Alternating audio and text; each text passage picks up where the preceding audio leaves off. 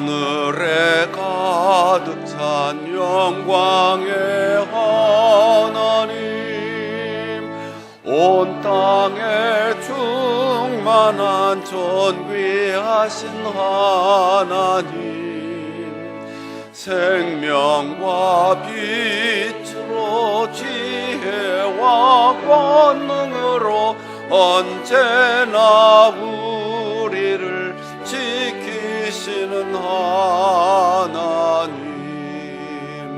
성부와 성자와 성령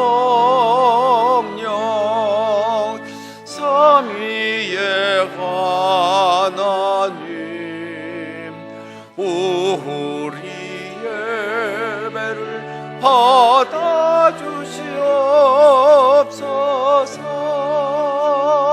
사랑이 넘치는 자비하신 하나님, 은혜가 풍성한 구원의 하나님, 참회의 심령에 평안을 주시옵고 죄악과 허물을 용서하여 주소서. 찬송과 영광과 생명 구원의 하나님, 우리 예배를 받아주시옵소서.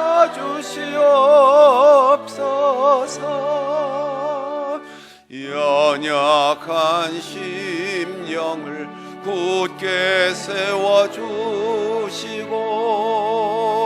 우둔한 마음을 지혜롭게 하시고 주의 뜻 받들어 참되게 살아가며 주 말씀 따라서 용감하게 하소서. 권능과 지혜와 사랑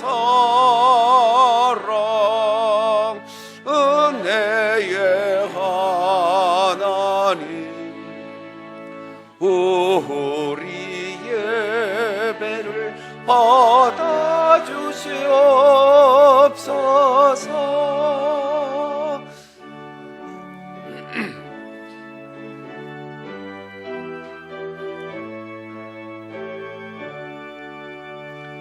주 앞에 나올 때 우리 마음 기쁘고 그 말씀 힘되어 새 희망이 솟는다. 고난도 슬픔도 이기게 하시옵고 영원에 잇대어 살아가게 하소서. 우리의 사랑과 기쁨 생명의 하나님, 우리 예배를 받아주시옵소서.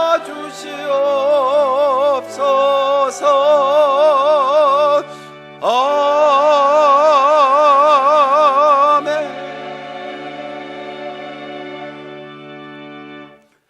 볼지어다 내가 문 밖에 서서 두드리노니 누구든지 내 음성을 듣고 문을 열면 내가 그에게로 들어가 그와 더불어 먹고 그는 나와 더불어 먹으리라.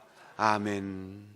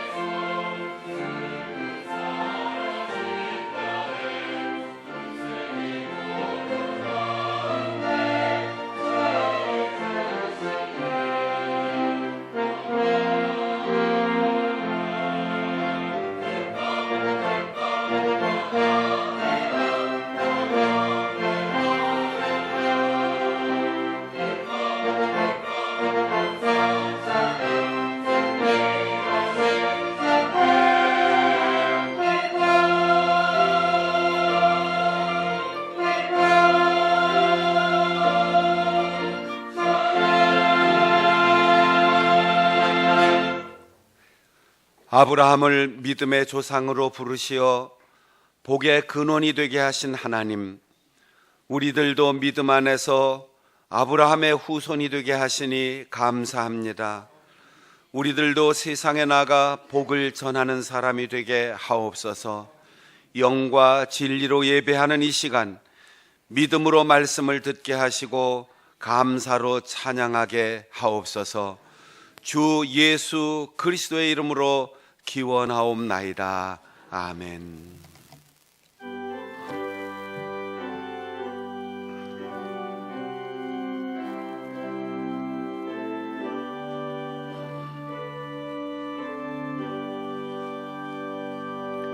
큰 영광 중에 계신 주, 나 찬송합니다.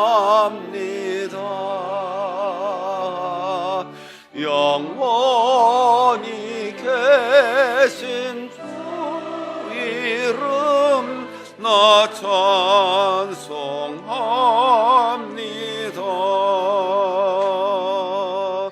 한없이 크신 능력을 나 찬송합니다.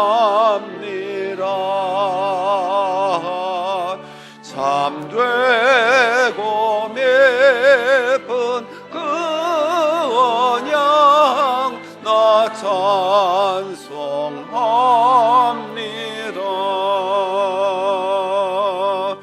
온 천지 창조하시던 그 말씀 힘이 있어 영원히 변치 않는 줄 나 믿사옵니다.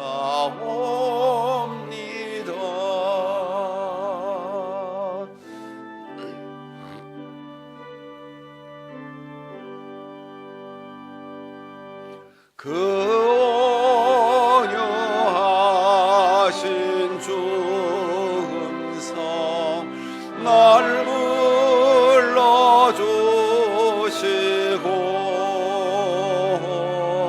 그 품에 품어 주시니 나 찬송합니다.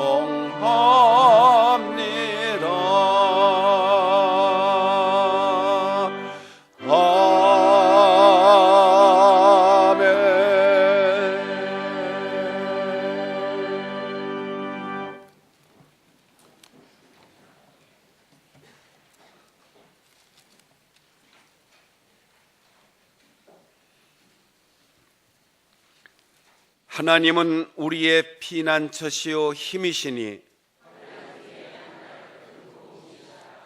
그러므로 땅이 변하든지 산이 흔들려 바다 가운데에 빠지든지 바닷물이 솟아나고 뛰놀든지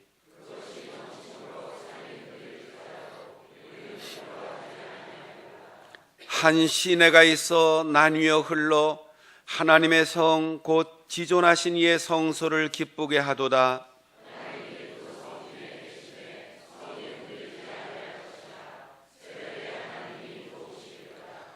그가 땅 끝까지 전쟁을 쉬게 하시며 이르시기를 너희는 가만히 있어 내가 하나님 됨을 알지어다.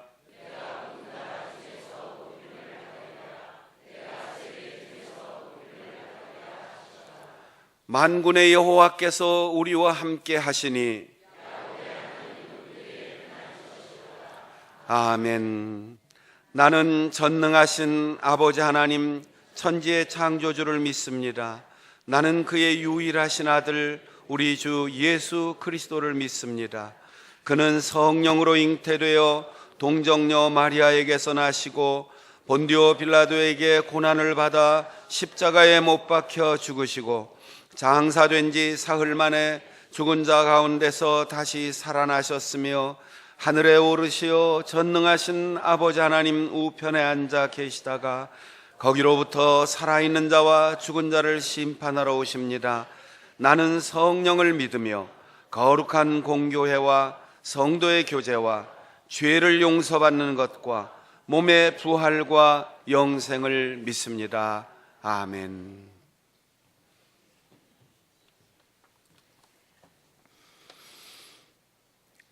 하나님 아버지, 오직 유월절 어린 양의 피로써 구원의 방주 같은 교회로 하나님께만 집중함으로 십자가의 사랑으로 충만한 성도로 믿음의 진정과 영성이 회복되어 서로 합력하여 선을 이루는 귀한 교회로 인도하실 주님께 감사와 영광과 찬양을 올려드립니다.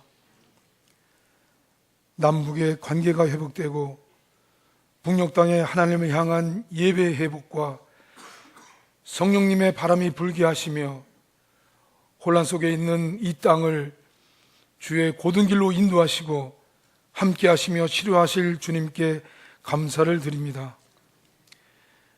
역사의 주관자이신 주님, 이 나라 이 민족이 어려운 시기를 지나고 있습니다. 폐허에서 번영에 이르기까지 감사를 잃어버리고 하나님의 창조 질서를 무너뜨리는 만연된 거짓과 제약, 헛된 인용과 우상, 세속적인 욕망들을 회개하오니 용서하여 주옵소서.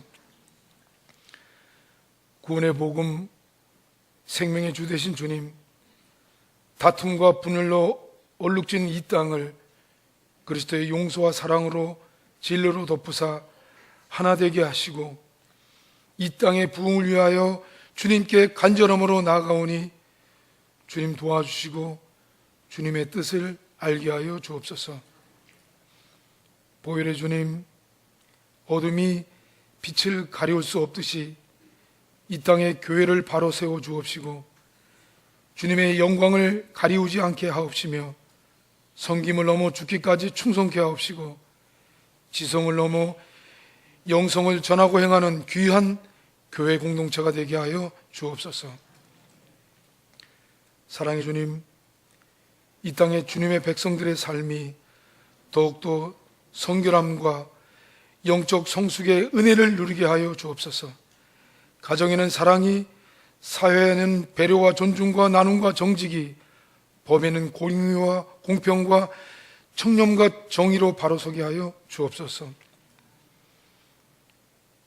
원하옵기는 저희들의 주어진 상황이 찬송이 되게 하옵시며 교회 부흥을 위해 교회 학교와 각 기관과 모든 직분자들에게 온 마음으로 헌신케 하옵시고 섬기는 손길이 가는 곳마다 거룩으로 사랑의 발자국을 남길 수 있도록 주님 손과 발로 쓰임받고 한마음 되게 하옵소서.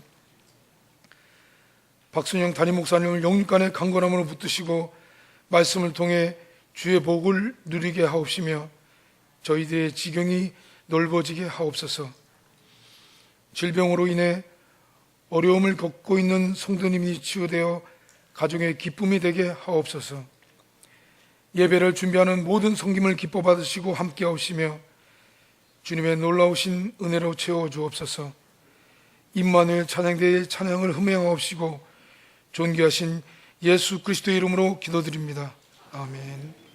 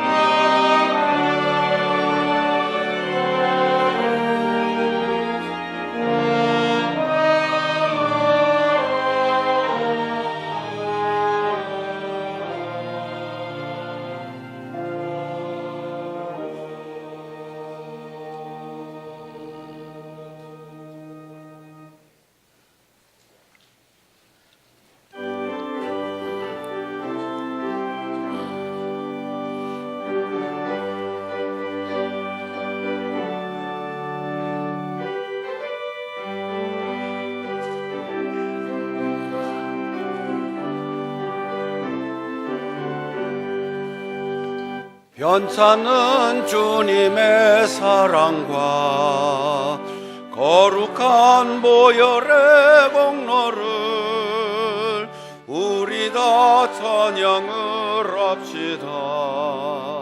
주님을 만나볼 때까지 예수는 우리를 깨끗게 하시는 주시니 그의 피 우리를 눈보다 더 희게 하셨네. 우리를 깨끗게 한 피는 무궁한 생명의 물일세.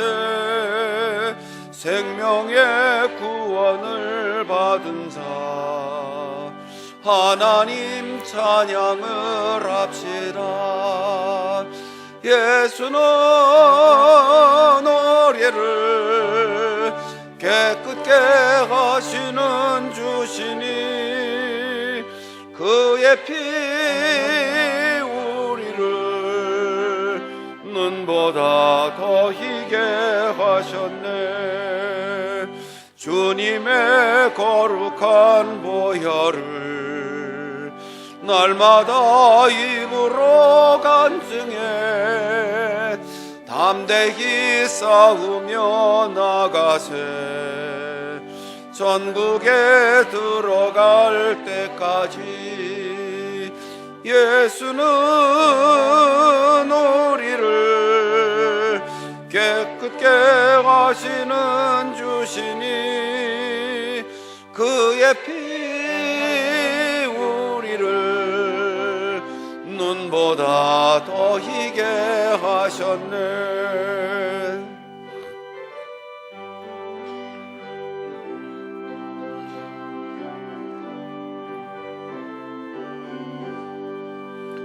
십자가 단단히 붙잡고 날마다 이기며 나가세.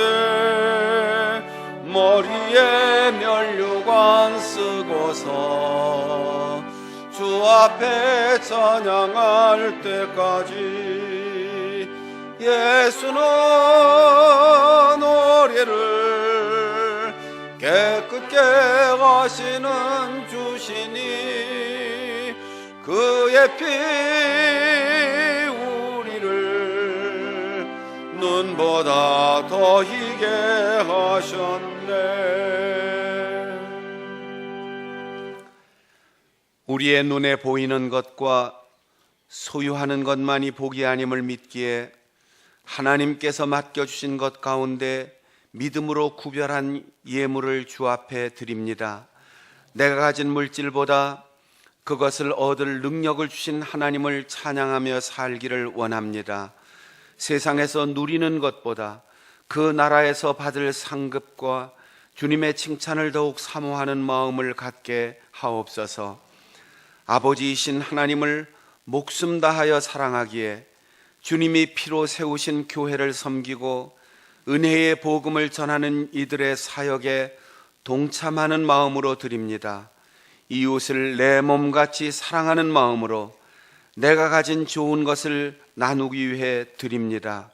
주님의 손으로 받으시고 주님의 이름으로 쓰이는 곳마다 성령으로 역사하여 주옵소서. 우리를 부욕해 하시는 주 예수 그리스도의 이름으로 기도하옵나이다. 아멘. 교회 소식 전합니다. 2019년도 겨울 성령학교 수련회 나머지 일정들을 주보를 참조해서 보시고 우리 교육기관 자녀들과 그리고 추운 겨울에 헌신하여 수고하는 교역자들과 교사들을 위해서 기도로 또 따뜻한 사랑으로 격려해 주시기를 바랍니다. 오늘 3부 예배 후에 1, 2, 3, 4 각 여전도의 원래회로, 목요일에는 NLTC 원래회로 모입니다. 오늘은 국내 거주 외국인을 위한 의료 봉사일입니다. 매달 세 번째 주일 오후 1시부터 5시까지 진행되는 이 외국인 근로자들을 위한 의료 봉사 사역을 통해서 이 땅에 나그네로 살고 있는 이들이 주님의 사랑과 위로를 경험할 수 있도록, 또 그들을 통해서 세계 각국의 복음이 증거될 수 있도록 여러분이 관심 가지시고 기도로 후원해 주시기를 바랍니다. 유선장학회 이사회 오후 2시에 모입니다. 이번 주 화요기도회 127 여전도의 주간입니다. 금요 심야 기도회 기관 특송 제8, 9 여전도회 담당입니다. 새생명 전도 훈련 1단계 4기생 모집을 합니다. 훈련 기간은 3월 16일부터 6월 1일까지 매주 토요일 오후 2시 30분부터 5시 30분까지 진행되는데 교회의 부흥과 성장을 위해서 또 하나님 나라를 이 땅에 세우고 죽어가는 영혼들을 구원하는 일에 헌신할 수 있는 전도의 좋은 기회, 훈련의 기회를 여러분들이 선용해 주시고 궁금한 사항은 오영기 목사님에게 문의하고 신청해 주시기를 바랍니다. 다음 주일 3부 예배에는 세 분 장로님의 은퇴 명예 장로 추대식이 있습니다. 박종성 장로님, 이승재 장로님 65세의 자원정년으로 은퇴하시고 안규석 장로님 70세로 정년 은퇴하여 명예 장로 추대식을 거행합니다. 평생을 헌신하고 수고한 장로님들 여러분들이 격려해 주시고 또 명예롭게 은퇴하심을 축하해 주시기를 바랍니다. 원용희 집사님, 남명숙 권사님 딸 원경은 양, 김창호 군과 2월 23일 이번 주 토요일 오후 1시 40분 웨딩 베니치아 컨벤션 아모리스 홀에서 혼인 예식 거행합니다. 축하해 주시고 축복해 주시기를 바랍니다. 오늘 우리에게 주시는 하나님의 말씀은 신약성경 고린도전서 제15장 12절부터 20절까지입니다.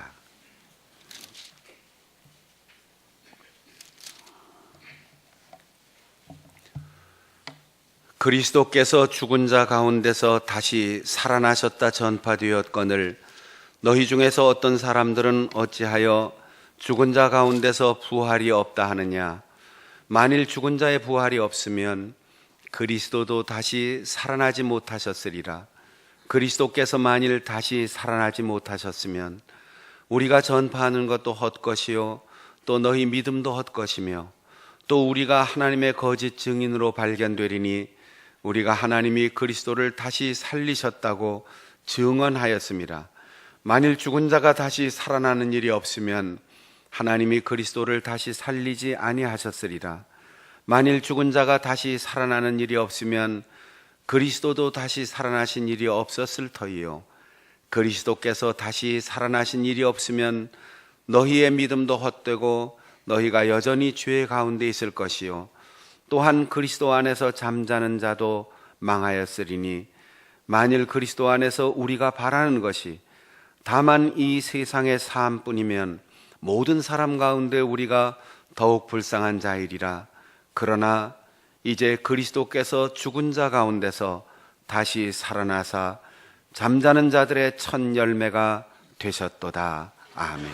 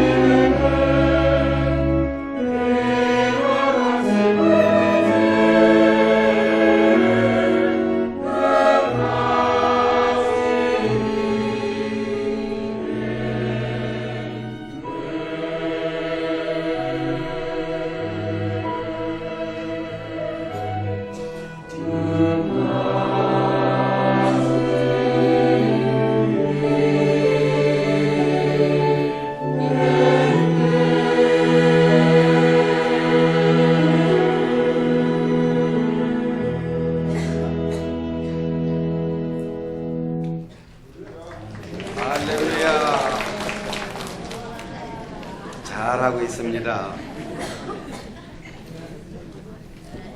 두 번밖에 안 됐는데 세 번째 이렇게 잘하면은 이제 더 잘할 수 있겠죠. 다음 주에는 더 잘할 것을 믿고 다시 한번 주보를 들고 할렐루야. 할렐루야. 찬양대는 안 해요. 자, 다시 한번 할렐루야. 네, 그래요. 예배 끝난 다음에는 찬양대의 끝 찬양이 끝나면은 다 같이 하나님께 영광의 박수를 올려드리고 귀가하는 것으로 잊지 말고 우리가 기억했으면 좋겠어요. 여러 해 전에 모스크바에 있는 초교파 선교사들의 모임에 강사로 초청을 받아서 선교사님들의 수련회를 섬기고 온 적이 있는데 모스크바 외곽에서 고려인 교회를 하는 선교사님 한 분 가정에 끝나고 나서 식사 초대를 받아서 간 적이 있습니다. 이분은 저를 만났을 그때에 성경을 한 100독 정도 했다고 그렇게 말씀하시는 분인데 원래 장로님으로 교회를 섬기다가 자기가 서원을 한 게 있답니다. 나이 50이 되면 그 다음에 지금 하는 사업이 가장 잘 될 때 딱 접고 선교사로 나가겠습니다. 그렇게 서원을 했던 거지요. 그래서 50이 다가올 때 신학대학원에 진학해서 야간으로 신대원 공부를 하고 목사 안수를 받고 50대가 될 때 얼마나 사업이 잘 됐는지 돈을 엄청나게 많이 벌었어요. 그때 사업을 다른 사람에게 넘겨주고 사업이 잘 될 때니까 또 돈을 많이 받고 기업을 넘겨줬겠지요. 그때 자기의 형제들이 다 장로님이고 모든 형제 친척들이 다 예수 믿는데 한마디로 한 사람도 동의해 주는 사람 없이 미쳤다. 미쳤다. 돈 더 많이 벌어서 선교 후원하면 되지. 선교사를 가고 그 잘 되는 사업을 넘겨줄 바에는 형제들한테 넘겨주든지 자식들에게 물려주지. 다 정리하고 그렇게 갈 게 뭐냐. 그래서 한마디로 미쳤다. 형제들에게 미친 사람 취급을 받았다는 거예요. 그래도 다 정리하고 러시아로 떠났습니다. 그곳에 가서 우즈베키스탄을 비롯한 옛 소련에 속해 있던 러시아 주변 국가들에서 모스크바로 몰려든 고려인들을 불러 모아서 복음을 전하고 그들을 교회의 주축으로 세워서 예배당을 건축하기에까지 이르렀던 수많은 사연들을 저에게 얘기해 주었습니다. 그런데 놀라운 것은 그가 기업을 넘겨줄 때는 잘 되는 기업이어서 정말 남들이 부러워하는 그런 부자 기업이었는데 그것을 넘겨받은 사람이 경영을 잘하는 사람이 넘겨받았지만 한 2년 후에 우리나라가 경제적인 위기가 오면서 그 사업이 다 어려워졌다는 거예요. 만일 형제들에게 넘겨줬거나 자녀들에게 넘겨줬으면 평생 원망 들을 뻔했다는 거죠. 다른 기업인이 기쁨으로 꼭 자기가 경영하겠다고 해서 즐거운 마음으로 넘겨줬으니까 아무런 부담감 없고 자식들에게도 하나도 재산 물려주지 않았는데 두 자녀가 잘 되어서 지금 교회의 후원금을 모금하지 않고 두 자녀가 보내주는 후원금만 가지고도 거기서 생활하고 남을 만큼 경제적으로도 여유가 있다는 거죠. 그분의 말씀을 들으면서 정말 성공이라는 것이 어떤 의미가 있는가를 다시 한번 생각하게 했어요. 우리는 사업이 번성하고 나이가 먹을수록 더 많은 것을 가지기를 원하는데, 그분은 일찍 인생의 미래를 계획하고 하나님 앞에 서원하고 서원한 대로 그렇게 사역을 하면서 행복해하고 있었습니다. 그 집을 방문했더니 마당에는 커다란 사과나무에 사과가 익어가고 있었고, 마당에 채소밭을 일구어서 꼭 한국의 전원주택에 온 것처럼 고추나 배추나 상추나 이런 채소들을 심어서 손수 농사 지은 것을 저에게 대접했고, 또 올망졸망 장독대도 있어서 거기서 간장도 담그고 고추장도 담그고 한국 생활의 연장인 것처럼 그렇게 살면서 두 네 분이 곱게 늙어가며 사역을 하고 있었습니다. 우리는 일반적으로 다른 사람들에 의해서, 그리고 그 시대의 다수에 의해서 선택된 그 기준에 맞춰 살지 못하므로 나는 불행하다, 나는 뒤처졌다, 이렇게 사는 사람들이 너무도 많습니다. 남들이 부러워하는데 나는 가난하다고 생각해요. 참 보기 좋은데 나는 뚱뚱하다고 생각해요. 참 잘생겼는데 나는 쌍꺼풀이 없어서 불행하다, 이렇게 생각하는 분들이 있어요. 우리가 남의 기준으로 살면 아무리 많은 것을 소유하고 아무리 좋은 것을 가지고 있어도 늘 불행합니다. 세계 최빈국이었을 때 울타리 너머 이웃과 나누어 먹으면서 아름다운 교제를 나누며 살아갔던 우리가 세계 10대 경제 대국 안에 들은 선진국이 되었는데 불행하다는 사람이 너무도 많습니다. 왜냐하면 비교하기 때문에 그래요. 자기 가치관과 자기의 기준이 없이 남에게 맞추며 남과 비교해서 살기 때문입니다. 예수님을 만나기 전 사도 바울은 세상적 기준으로 인생을 사는 사람이었습니다. 히브리 민족의 혈통, 유대인의 율법의 기준, 그리고 그 율법을 지키는 행위, 업적, 절기를 지키는 종교적 의식, 자기가 배운 선생님의 이름, 자기를 따르는 제자들의 숫자, 이런 것으로 인생의 기준을 선택하고 살아가는 유대인 중에 유대인이었을 때 그는 우쭐하고 남들이 부러워하는 인생을 살았지만 그의 마음속에는 참된 기쁨과 행복이 없었습니다. 그래서 마음속에 불안하고 두렵고 기쁨이 없고 만족함이 없을 때 더 열심히 공부했고 더 열심히 말을 달렸고 더 열심히 남들의 허물을 찾고 비난하고 비판하면서 자신이 옳고 의로운 인생을 살았다고 스스로 자위하며 살았습니다.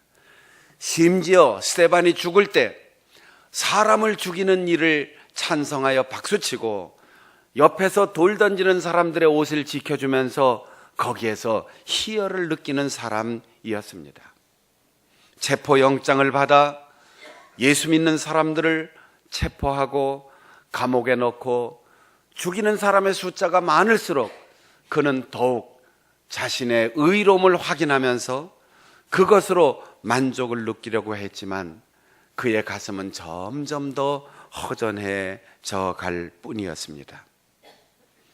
그는 결국 다메섹으로 가는 길에서 빛 속에서 나타나 사울아 사울아 그렇게 부르시는 예수 그리스도를 만나고 자신이 박해하는 그 예수 믿는 사람이 행복한 사람인 것을 깨닫고 예수님의 은혜로 십자가에서 죽은 어린 양의 피로 씻김을 받아 의롭게 되고, 인간은 누구나 죄 때문에 죽을 수밖에 없는, 그 중에 자기는 죄인의 괴수라는 사실을 깨닫고 은혜로 값없이 구원받은 그 사실을 확인하면서 그의 인생의 가치관과 기준이 완전히 달라졌습니다.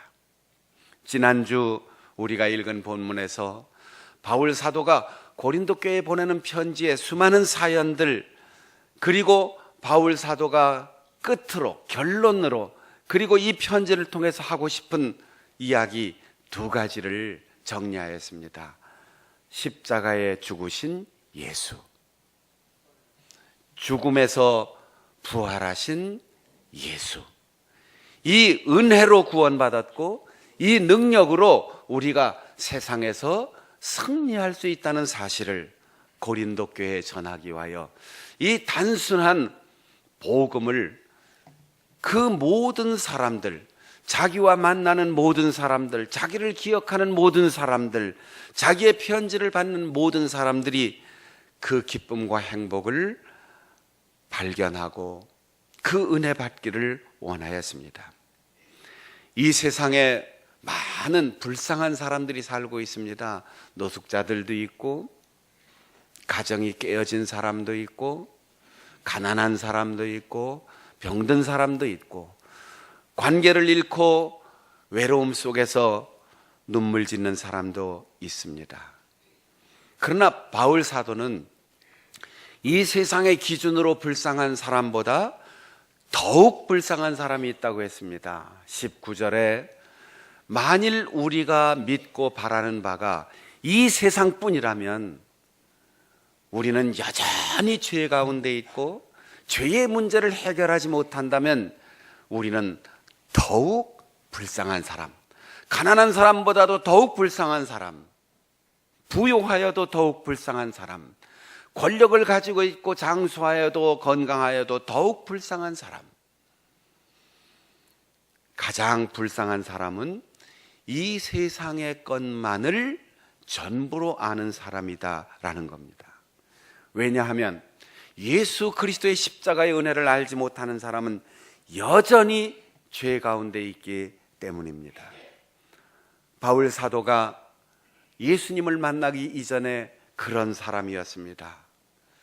가장 좋은 혈통을 타고난 유대인 중에 유대인이었습니다. 지식으로 따지자면 박사학위를 몇 개씩이나 받을 수 있는 사람이었습니다. 신분이 상승되는 재미로 살았습니다. 그리고 열심히 절기를 지키고 율법을 지켜 공적을 쌓아 수많은 공로패, 수많은 표창패, 수많은 표창장, 상금과 메달을 받은 사람이었을 것입니다. 심지어 사람의 생사를 결정할 수 있는 체포 영장까지 그 손에 들었습니다. 그런데도 그는 마음속에 허전함을 채울 수 없었고 마음의 기쁨과 즐거움이 없었습니다. 그는 행복하지 않았습니다. 그러나 예수 그리스도 십자가에서 나를 위하여 죽으신 그분을 만났고 죽음에서 다시 살아나신 부활의 주님을 만났을 때 그는 지금까지 자랑하고 누리고 자기가 소유했던 세상의 모든 것을 다 내려놓았습니다. 세상의 모든 사람들이 미쳤다고 얘기했고 불쌍하다고 생각했을 것입니다. 그러나 바울 사도는 기뻤습니다. 행복했습니다. 즐거웠습니다.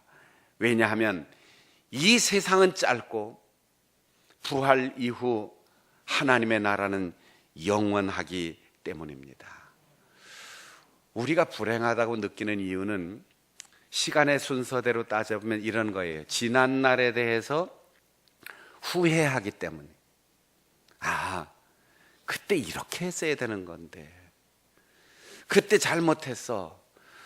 이렇게 과거를 후회하면 우리의 몸에, 마음에 오는 현상이 우울증이에요. 계속해서 우울해지는 거죠.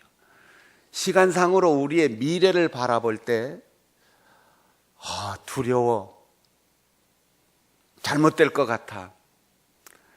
이런 불안감을 가지고 있으면 계속해서 두려움 속에서 살게 돼요. 오늘 살고 있는 이 현재에 우리가 불행한 이유는 없어서가 아니고, 우리가 무슨 약점을 가져서가 아니고 비교의식 때문에 그래요.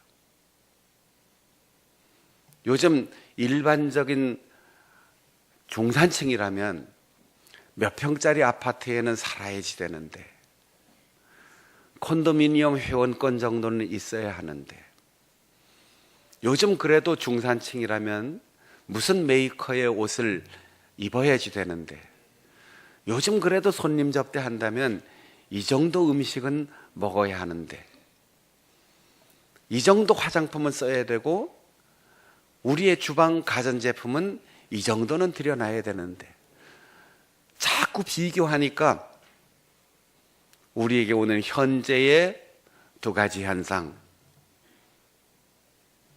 강박관념이에요.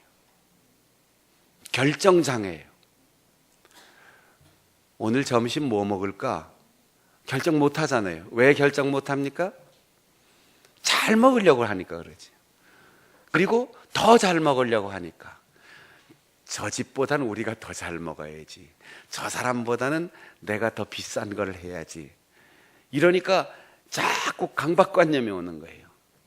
우리 대한민국 남자들은 대개 이 강박관념을 가지고 있어요. 왜냐하면 군대 가가지고 이 강박증 훈련을 받고 나오기 때문에 2년, 3년 동안 그냥 옷을 정리하면 각이 탁 맞아야 되고, 시멘트 바닥도 물로 다 닦아야지 되고, 구두도 반짝반짝 해야 되고, 옷은 날이 탁 서야 되고, 서 있는 것도 고개를 빳빳하게 세워서 숨소리도 나지 않아야 되고, 이런 강박 훈련을 3개월 동안, 3년 동안 받고 나오니까 평생 자기 집이 군대 내무반인 줄 알고, 우리 집에서야 좀 이불 좀 하루 이틀 안 개면 어떻습니까?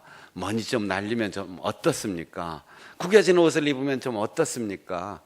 음식을 결정할 때 잘 먹으려고 하지 말고 맛이 없지만 않으면 돼요. 그냥 결정해서 먹으면 행복한데, 어떤 메이커면 어떻습니까? 길가에서 사면 어떻습니까?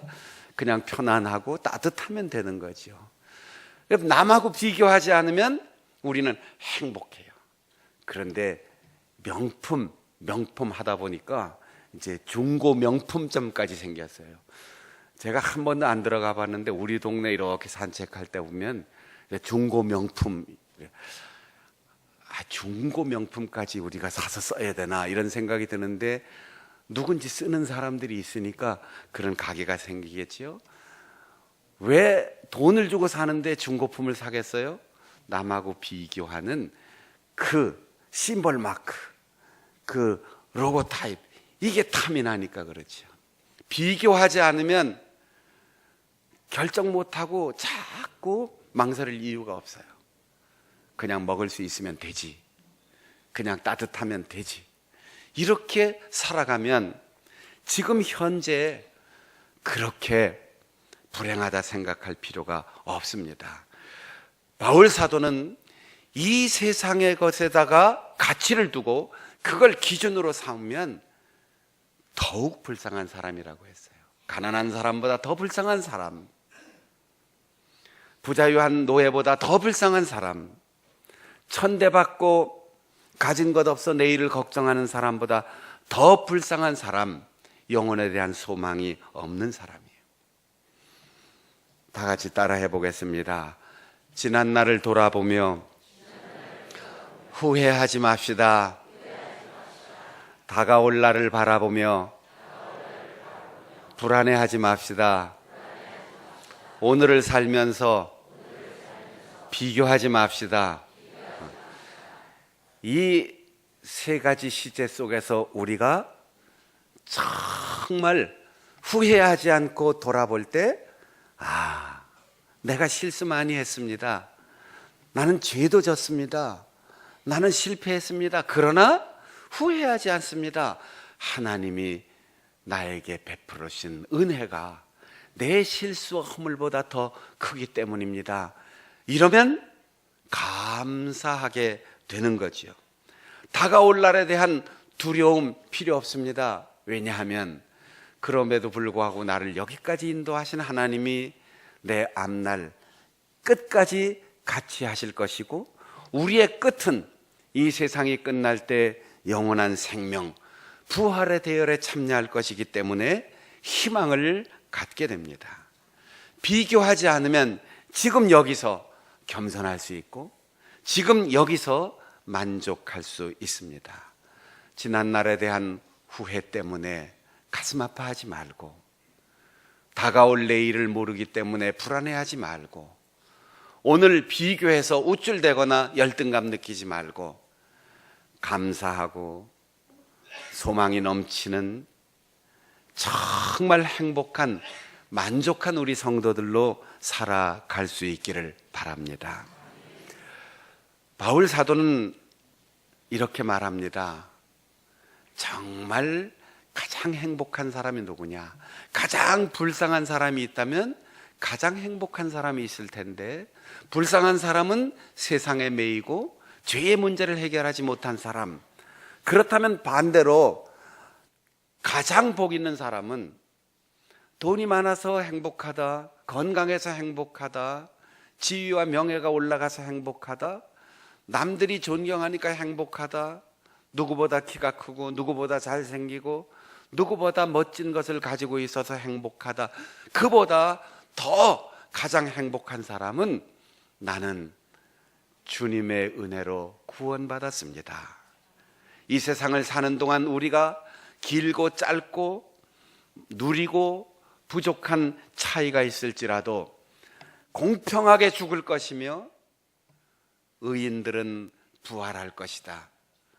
예수 그리스도의 십자가의 피로 씻김 받은 사람은, 부활하신 주님을 믿는 사람은 반드시 다시 살아 영원한 생명을 얻을 것이다.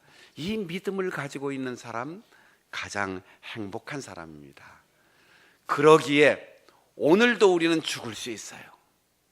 오늘도 우리의 자존심이 죽을 수 있고, 오늘도 우리의 욕심이 죽을 수 있고, 오늘도 죄의 유혹에 흔들리는 세상에 속한 내가 죽을 수 있고, 매일 매 순간마다 주님의 뜻을 따라 거듭나는 부활의 은혜를 경험할 수 있는 것입니다. 그것이 바로 성령 충만함이고, 그것이 바로 성결의 은혜입니다. 예레미야 선지자는 예레미야 17장 5절에서 이렇게 말하고 있습니다. 무릇 사람을 믿으며 육신으로 그의 힘을 삼고 마음이 여호와에게서 떠난 그 사람은 저주를 받을 것이라. 17절에서 그러나 무릇 여호와를 의지하며 여호와를 의뢰하는 사람은 복을 받을 것이라. 여러분은 무엇을 의지하며 살고 있습니까? 여러분의 힘은 무엇입니까? 여호와 하나님을 믿고 부활의 능력을 힘입어서 오늘 내가 양보하고, 오늘 내가 용서하고, 오늘 내가 허물을 묻어주고, 오늘 내가 사랑으로 원수를 품을 때 하나님께서 나를 다시 살려주시는 부활의 능력을 경험하는 가장 복받은 사람, 바로 여러분일 수 있기를 바랍니다. 마태복음 5, 6, 7장의 산상수훈에 해당하는 누가복음 6장의 평지설교가 있는데, 마태복음의 산상설교를 요약한 형태로 네 가지 복, 네 가지 화, 이렇게 대조하고 있어요. 가난한 자 복이 있다, 줄인 자 복이 있다, 박해받는 자 복이 있다, 우는 자가 복이 있다 말하면서, 가난한 자는 하나님이 다스리기 때문에 복이 있고, 부유한 자는 이미 세상에서 다 받았기 때문에 화가 있을 것이다. 줄인 자는 배부르게 하나님께서 먹여주실 것이다. 가끔 영상으로 이렇게 보면 어미새가 벌레를 잡아다가 둥지에 와서 새끼들을 먹여줄 때 저걸 어떻게 조금 전에 먹인 녀석하고 먹이지 않은 녀석을 구별할까? 그 여러 마리가 다 입을 벌리고 나 먹여달라 그러는데 너는 조금 전에 먹었잖아, 너는 아까 먹었잖아, 이걸 어떻게 다 알까? 그 동물학자들 얘기가 입을 가장 크게 벌린 새끼가 아직 못 먹은 새끼라는 거죠. 그러니까 우리가 가난하고 정말 고통을 받았을 때 하나님 앞에 입을 크게 벌려서 아버지라고 부르짖으면 하나님께서 우리를 보고 아시고 네가 못 먹었구나 하고 그 입에 넣어준다는 거죠. 그래서 내 입을 넓게 열어라 그렇게 선지자가 이야기했잖아요. 가난한 자 하나님 나라가 저희의 것이다 라고 했는데, 여기 나라라는 말은 우리가 죽은 다음에 가는 그 세상, 그것을 포함해서 지금 여기 살고 있는 동안 하나님이 다스려 준다는 거예요. 목회자는 큰 교회에서 목회하기를 원하고, 교인들은 큰 교회 가서 부담 없이 숨어서 예배만 참석하기를 원해요. 그리고 가능하면 사역을 하지 않고 그냥 귀만 즐겁고 눈만 즐거우면 좋겠다, 이렇게 신앙생활하는 분들이 많아요. 그게 큰 교회입니까? 반대일 수 있어요. 예배당이 크고 모이는 사람의 숫자가 많고 재정이 넉넉하면 하나님 앞에 구할 게 없어요. 그러니까 원칙과 규칙이 발달하고 회의가 많아지고, 그러다 보면 사람의 연륜이나 경험이 기준이 되고 교회가 세속화됩니다. 건물도 없어요. 월세를 걱정해야 돼요. 목회자가 먹을 것 때문에 힘들고 잠자리가 불편해서 힘들어요. 그리고 성도들은 애써 헌금하고 섬기지만 교회 재정이 넉넉하지 않아요. 그런 교회는 하나님만 바라보고, 목회자도 하나님만 바라보고 기도하고 최선을 다하여 복음을 증거하고 성령의 역사에 민감하니까 하나님은 그런 교회들을 쓰시는 거예요. 그런 교회가 큰 교회예요. 우리 장충단 교회가 정말 큰 교회인가? 크게 쓰임받는 교회인가? 우리 자신이 깊이 성찰하는 가운데 우리 예배당의 크기나 화려함, 그리고 모이는 사람의 숫자와 재정, 목사의 유무식, 그런 것을 다 떠나서 하나님만을 바라보며 성령의 능력으로 사역하는 역할이 큰 교회, 믿음이 큰 교회, 하나님이 들어 크게 쓰는 교회가 될 수 있기를 바랍니다. 가장 행복한 사람, 바로 부활의 능력과 십자가의 은혜로 사는 사람이며 하나님께서 들어 쓰시는 사람, 그리고 교회 공동체입니다. 숙종 임금 때의 옛 이야기입니다. 임금님이 평상복을 입고 민정시 차를 나왔어요. 기와집이 즐비한 대신들과 부유한 동네를 지나가는데 조용합니다. 아무 소리도 나지 않습니다. 성 밖을 나가서 다 쓰러져가는 움막집, 가난한 초가집 동네를 지나가는데 정말로 금방 쓰러질 것 같은 조그만 초가집 안에서 떠들썩한 웃음소리가 나오는 거예요. 저런 곳에서 사는 사람들이 어떻게 저런 웃음을 웃을 수 있을까 궁금해서 임금님이 그 집의 문을 두드리고 들어가서 열어준 문틈으로 물 한 모금 주세요 청하면서 그 집 안을 들여다봤어요.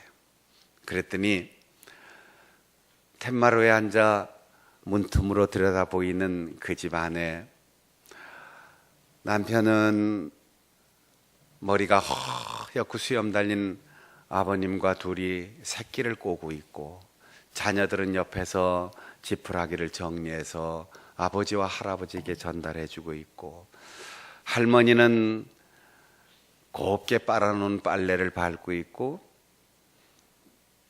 어머니는 등 호롱불 밑에서 헌 옷을 입고 있습니다.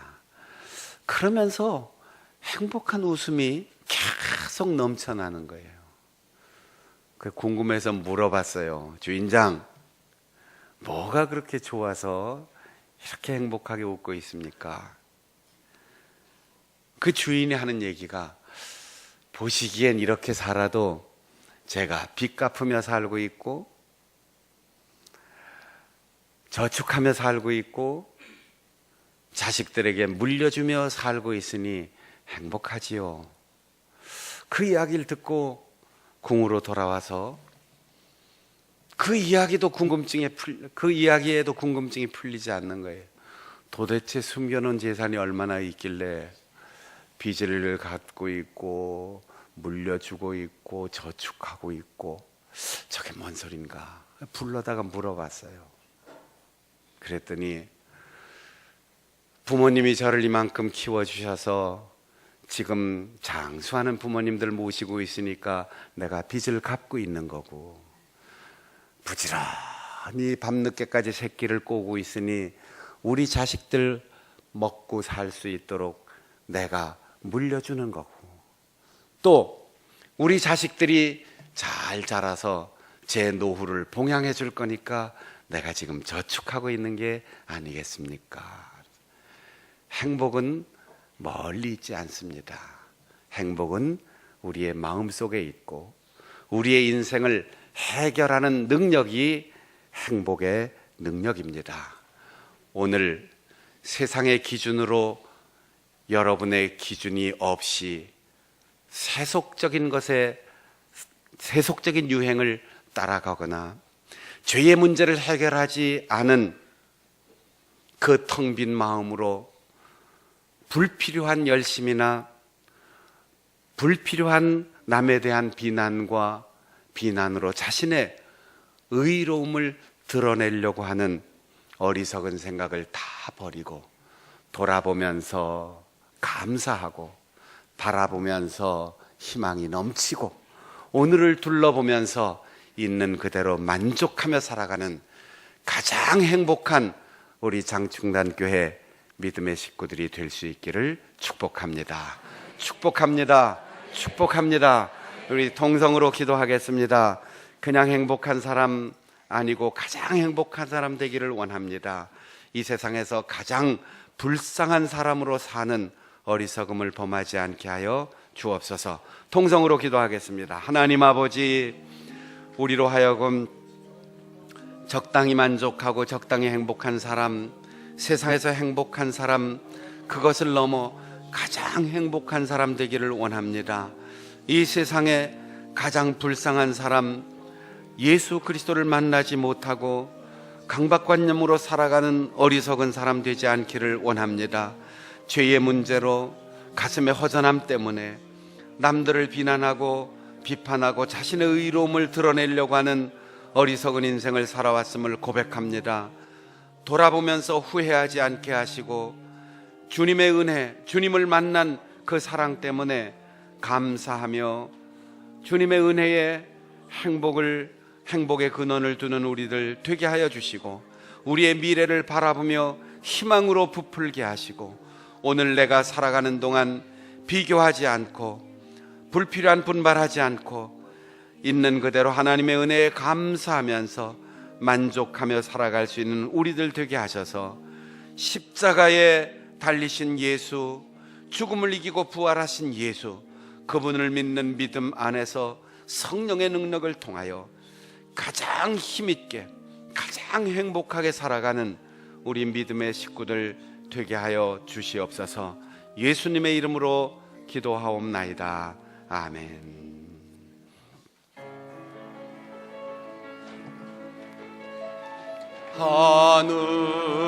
하늘에 계신 아버지, 이름 거룩하사 주님 나라 임하시고 뜻이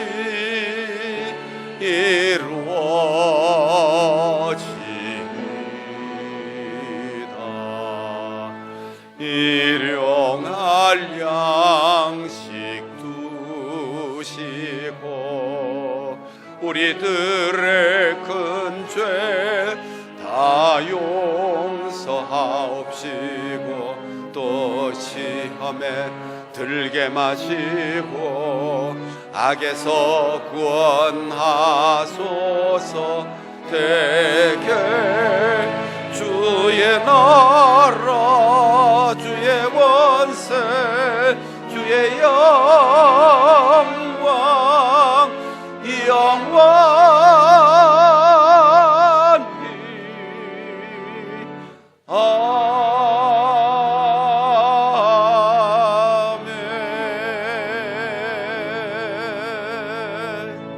아멘. 우리를 위하여 십자가에서 죽으시고 무덤 문 열고 부활하신 주 예수 그리스도의 은혜와 독생자를 보내신 아버지 하나님의 그 크신 사랑과 깨닫고 믿고 희망으로 감사로 용기 있게 살 것을 다짐하며 그대로 살 수 있도록 능력 주시는 보혜사 성령의 교통하심이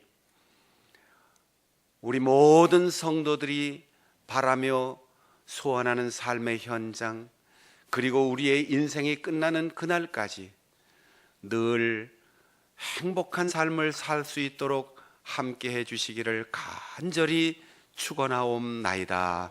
아멘.